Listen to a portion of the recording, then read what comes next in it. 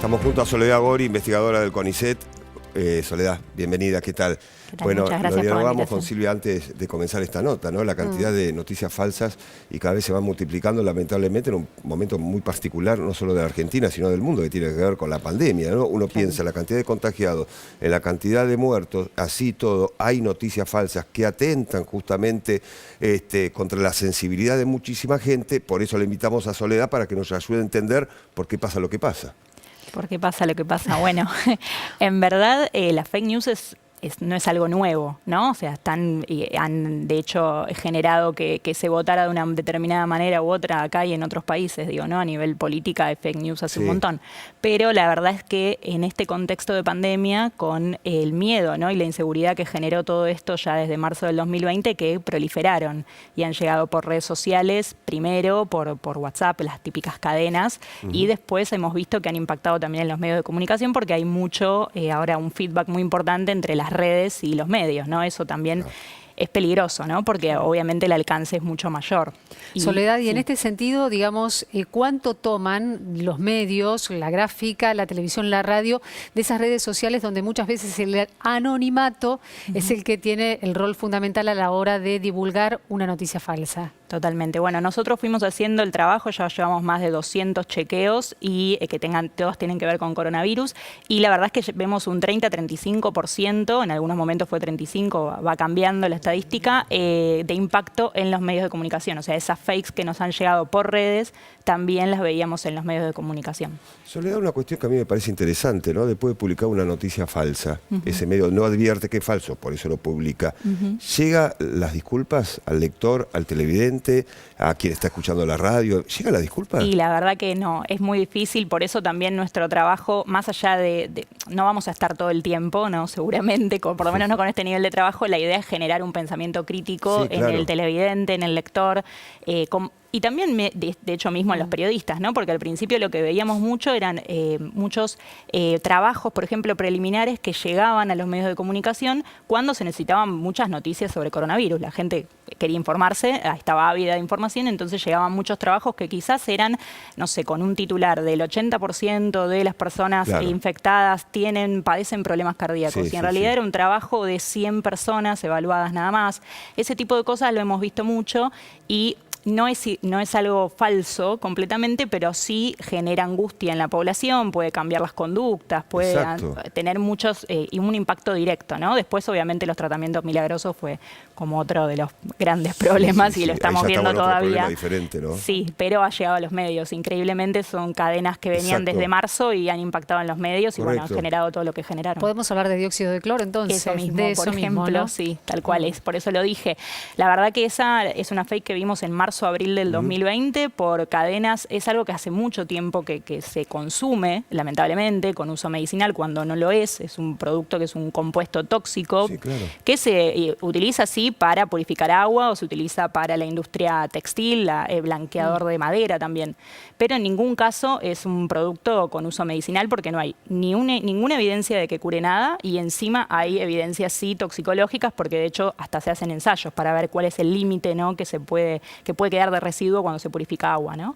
Y se han visto muchos efectos adversos que tiene, nocivos, porque es un tóxico. Bueno, entonces, inclusive está el caso de esta enfermera en la ciudad de Rosario, ¿no? Que falleció justamente por consumir hay producto. Muchos casos, lamentablemente. Muchos, pero digo, yo recuerdo este caso. Sí, y algo que está bueno decir es que, bueno, generalmente lo que normalmente dicen, ¿no? Un poco los que lo usan, ¿no? Y los que lo venden para defenderlo, es el tema de la dosis, ¿no? Pero en dosis adecuadas.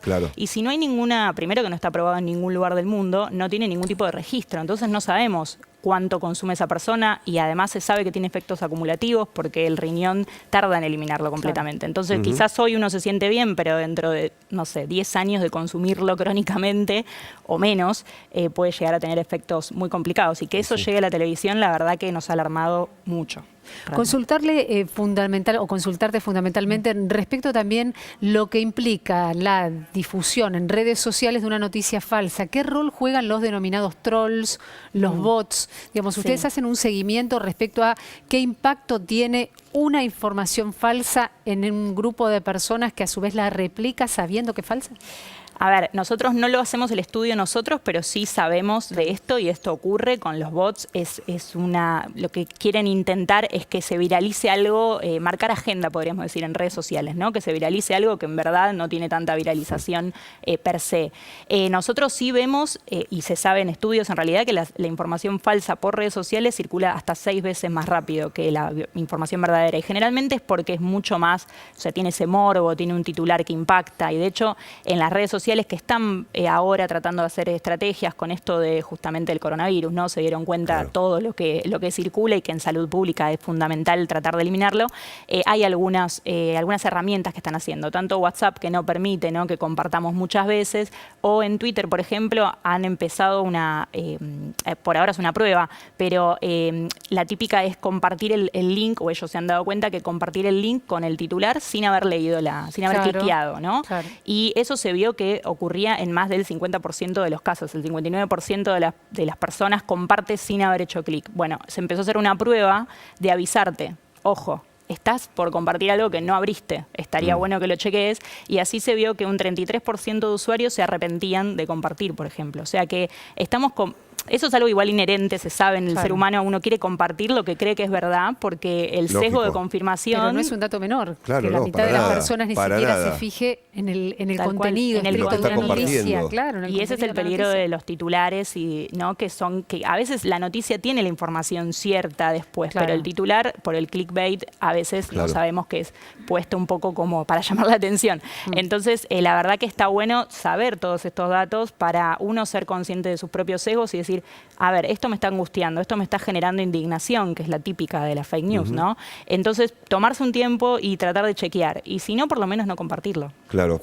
Por lo menos, ¿no? Ya es una ayuda, lógico, pensando en el prójimo. Soledad, ¿las noticias falsas fueron en aumento a partir de la llegada de la pandemia a la República Argentina? ¿O hay algún momento del 2020 que vos puedas decir, bueno, en junio es donde más noticias falsas advertimos en los diferentes medios? Porque, digo, ya hace varios meses que lamentablemente estamos atravesando en la Argentina y el mundo por esta pandemia, pero seguramente había más cantidad, digo yo, más cantidad de noticias falsas al comienzo de la pandemia porque nada se sabía y entonces se abusa muchísima gente del desconocimiento que teníamos todos, o la mayoría, y otra cosa son noticias falsas en noviembre.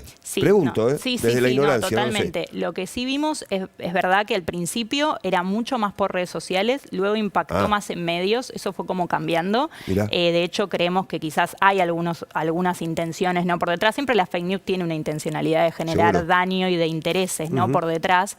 Eso lo hemos visto y hemos visto que obviamente las vacunas, en cuanto empezaron las fases clínicas, comenzaron las fake sobre vacunas. Es como que, de hecho, algunos movimientos antivacunas empezaron a de nuevo sacar las mismas cosas, las mismas fakes que venían diciendo hace años, pero se hicieron más ruidosos, porque al tener vacunas apuradas, ¿no?, como les llaman, o aceleradas, hizo que, bueno, hay gente que se lo ha preguntado, cosa que nunca antes se habían preguntado ni cuánto duraba un ensayo clínico, ni sabían cómo era un ensayo clínico, lo cual es lógico. Lo que creo que también nos viene esto a mostrar es que necesitamos comunicar más ciencia, ¿no?, para que justamente cuando lleguen estos momentos no tengamos que estar justificando todo y explicando bien, por lo menos no con un nivel de desconfianza per se, ¿no? Porque creo que ahora estamos comunicando ya tratando de decir, no, espera, tranquilo, a ver, esto es así, sí se está probando, las vacunas completaron sus fases, la fase 3 ninguna todavía completamente, pero hay análisis intermedios, hay autorizaciones de emergencia, cómo es que se aprueba, bueno, todo eso en un contexto de pandemia es difícil estar explicando todas las estrategias y todo lo que uno viene haciendo hace años, ¿no?, en salud, me parece. Soledad, y el tema de los efectos colaterales, porque, bueno, hace menos de una semana se hablaba de determinados efectos colaterales de la vacuna en un porcentaje que justamente eso tal vez ha sido la noticia falsa, ¿no? Se hablaba primero de un 10%, después de un 9%, el Ministerio de Salud finalmente confirmó que un 1%. ¿Qué rol justamente tienen ustedes o qué encuentran ustedes en este marco fundamental cuando ya sabemos que hay vacuna, que previene, tratamientos que ayudan, pero se siguen hablando de los efectos colaterales con un porcentaje muy, muy alto? Sí. Bueno, eso lo hemos desmentido. De hecho, circularon unos audios que de hecho después se supo también quiénes fueron los que lo originaron originaron, pero bueno, eso lo hicieron más otro tipo de grupos de fact-check que hicieron ese trabajo. Nosotros no vamos a quienes están detrás, pero sí a tratar de desmentirlo con evidencia científica, y la realidad es que ese porcentaje que se decía, de hecho el audio decía que de 12.000 dosis había 4.000 eventos adversos en Neuquén. En Neuquén nunca llegaron 12.000 dosis, o sea, es imposible, eran 1.800. Y más allá de eso, lo que sí están en los informes de seguridad y vigilancia, se está haciendo una vigilancia activa desde el Ministerio de Salud, ya hay un tercer informe con casi 90.000 dosis dadas, había un 3.8% de eventos adversos, y de esos el 99.3, de esos 3.8, el 99.3 eran leves, moderados, o sea, no necesitaron hospitalización. Solamente en el último hay 25 casos de hospitalización de las 90.000 dosis, con lo cual son los valores que esperábamos, digo, que se esperan en estas vacunas por los resultados que hay de fase 1, fase 2 y de fase 3 en algunas, y también en las vacunas en general. Las cefaleas, fiebre, es algo que nosotros los que trabajamos en inmunología sabemos que ocurre en las primeras 48 horas de la vacuna. Así que eso fue falso. Soledad, ¿hay una especie de ranking donde salen más las noticias falsas? ¿En qué tipo de medios de comunicación? Hablo de radio, hablo de televisión, hablo de diarios. Olvidémonos por un ratito de las redes sociales, de estos tres medios. Bueno, mira, nosotros lo que vemos más frecuentemente es gráfica.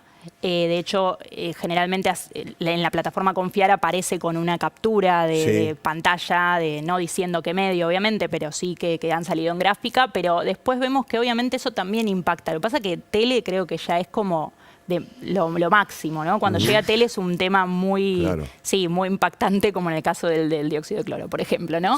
Pero sí, que yo creo que ahí tiene que haber una responsabilidad y un compromiso, porque estamos hablando más allá de lo que vende o no vende, ¿no? Y de todo eso que sabemos que funciona así, de lo que la gente quiere saber. La realidad es que por ejemplo, un tratamiento no. De hecho, algo que no es un tratamiento y no es algo médico, no debería estar ahí ni haciéndose propaganda. En ciencia no hay debates, ¿no? Hay evidencias y en la medicina, por lo menos la tradicional, primero tiene que poder tener un beneficio a algo y no tener un perjuicio. Entonces, claramente, si no es un medicamento no aprobado en ningún lado, no debería haber aparecido en los medios. Soledad, por último, consultarte, más allá del posicionamiento político, ¿qué rol juegan justamente las declaraciones de la dirigencia política? En algún momento lo que significó Donald Trump en los Estados Unidos, Bolsonaro en Brasil. Bueno, en las últimas horas aquí la dirigente de la coalición cívica, Elisa Carrió, ha señalado que no se piensa vacunar y adujo un presunto acuerdo entre las autoridades rusas y las autoridades nacionales para alcanzar justamente el nivel de vacunación en la Argentina con la Sputnik. ¿Qué rol le dan ustedes dentro de lo que son las noticias falsas a las declaraciones de los dirigentes? Bueno, nosotros, si eso impacta igualmente, aparece tanto en redes o en medios, se toman igual, más allá de que lo diga un dirigente o no. Lo que sí creemos es que, bueno, de hecho Bolsonaro es una caja de fake news todo el tiempo, ¿no? Pero, por ejemplo, diciendo que, no sé, que la vacuna de Pfizer te puede convertir en yacaré. Y lo dice en un discurso quizás relajadamente, haciéndose el gracioso. Y la verdad es que eso genera desconfianza en la población. Tenemos de hecho contactos en Brasil y sabemos que está generando un poco lo mismo que se genera acá, pero peor, ¿no? Que un líder político y tu líder, ¿no? El presidente comience a hacer eso. Trump en su momento diciendo por qué no nos inyectamos la bandina, ¿no? Un montón de gente hospitalizada a raíz de esas declaraciones. La verdad que nosotros también ahí queremos, no solo o tratamos de ayudar también a los medios de comunicación, pero en algún punto también que los líderes tomen conciencia de que lo que dicen tiene muchísimo peso, porque ¿por qué lo dirán? Y seguramente tienen datos para decir eso, ¿no? La gente tiene confianza en ellos. Entonces, creo que tendrían que tener mucha más responsabilidad que cualquier otro usuario, por ejemplo, de redes sociales. Soledad, gracias por venir esta mañana y felicitaciones por el gran trabajo que está realizando el CONICET. Gracias por venir. Muchas gracias a ustedes.